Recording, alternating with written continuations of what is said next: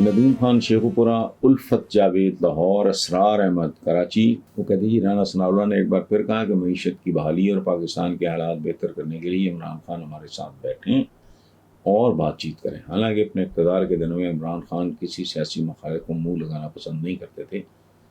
تو آپ کے خیال میں کیا یہ ایک مثبت بات نہیں ہے؟ میں ڈیفینیٹلی اس کو ایک مثبت بات سمجھتا ہوں۔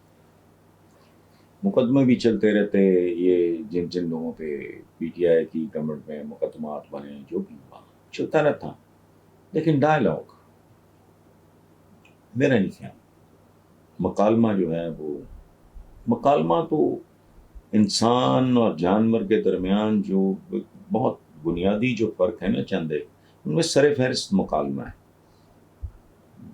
جو درندے ہوتے ہیں، چرند پرند درند، یہ نہیں مکالمہ کرتے انسان کے درمیان، اور الٹیمیٹلی بات ختم مکالمے پہ ہی ہوتی ہے۔ یہ آپ ذہن میں رکھنا۔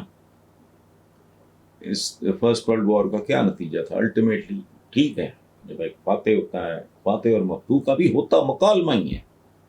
سو میں نہیں سمجھتا کہ رانا ثناء اللہ نے کوئی غلط بات کی ہے۔ انہوں نے بنیادی سی بات کی ہے، نصابی کتابی بات ہے۔